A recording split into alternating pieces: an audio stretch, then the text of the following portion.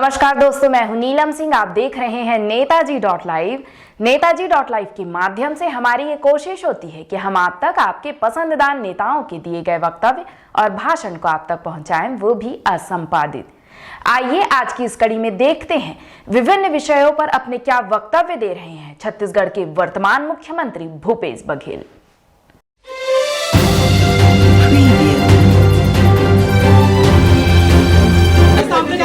Police को alert रहने की जरूरत है।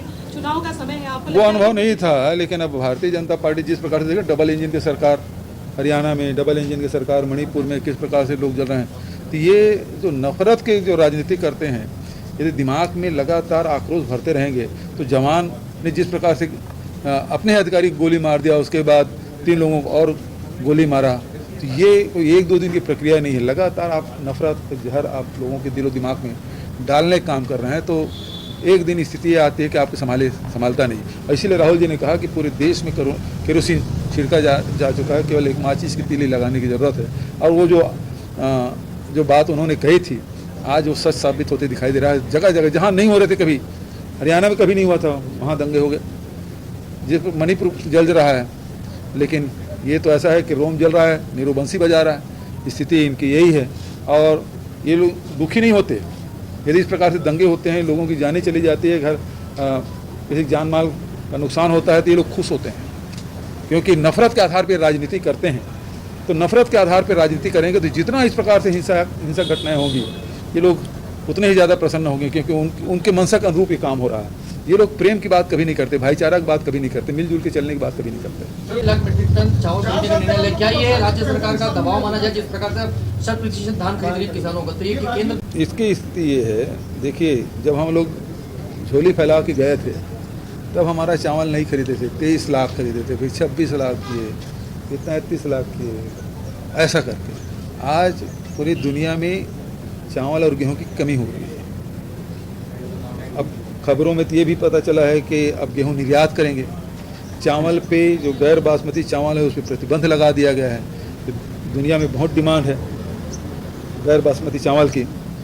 तो देश में भी अभी जो हालात है, कई जगह अतिवृष्टि हुई है, कई जगह कम बारिश हुई है, और फसलों के आकलन की जो रिपोर्ट भारत सरकार को मिल रही है, तो उनको ये दबाव है कि हमको ज़्यादा अनाज की आवश्यकता पड़ेगी, और इसलिए इन्होंने 86 लाख मीट्रिक टन, हालांकि हम लोग मतलब पिछले समय में 300 राइस मिल हमारा बढ़ा है, और अभी फसल अभी आकलन करने का आवश्यकता है। अभी तो बारिश अभी शुरू हुई है, रोपाई का काम हुआ है।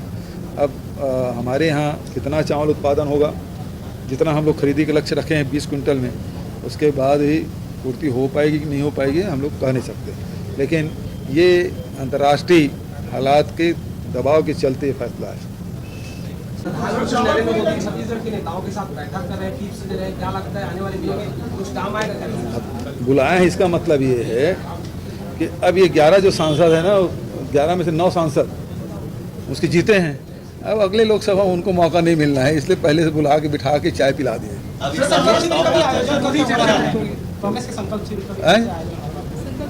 संकल्प शिविर का आयोजन कल से शुरुआत हो रही।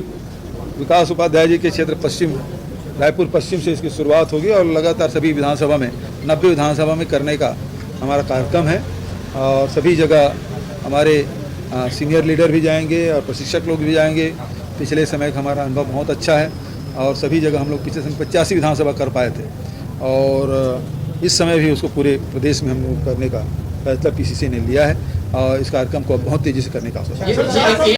आज गृह विभाग के लिए बड़ी उपलब्धि कि इंडोर फायरिंग रेंज का जो लोकार्पण किया गया, और ये वर्ल्ड क्लास ये फायरिंग रेंज बना है, और देश के कुछ राज्य में इससे पहले भी इसकी शुरुआत हुई थी, लेकिन हमारे राज्य में जो ये इंडोर फायरिंग रेंज जो शुरू हुआ है वो अत्याधुनिक है, और इसमें कैजुअल्टी की संभावना बहुत ही न्यून है।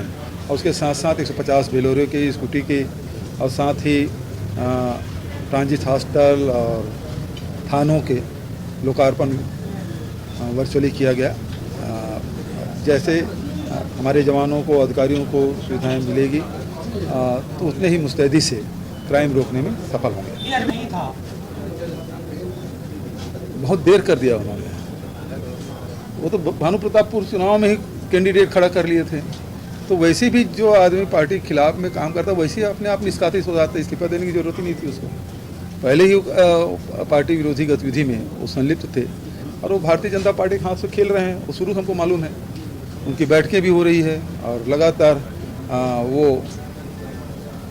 उनकी गतिविधि उस प्रकार से रही है, लेकिन वरिष्ठता को ध्यान में रखते उसे निष्कासन की कार्रवाई पार्टी ने नहीं किया।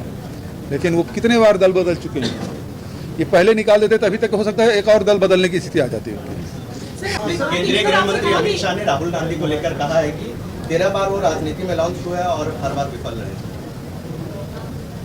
अमित शाह जी अपने बेटे को अभी तक लॉन्च नहीं कर पाए हैं।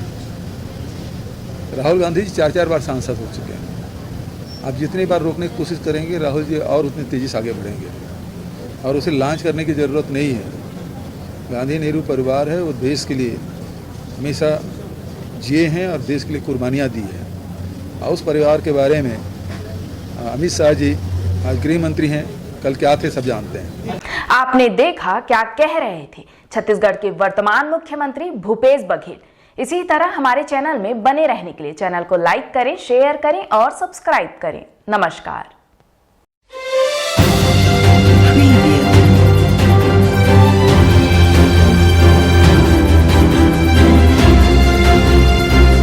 नेताजी.live के प्रायोजक है Satyadeep diagnostic and clinic, Supela, Bhilai.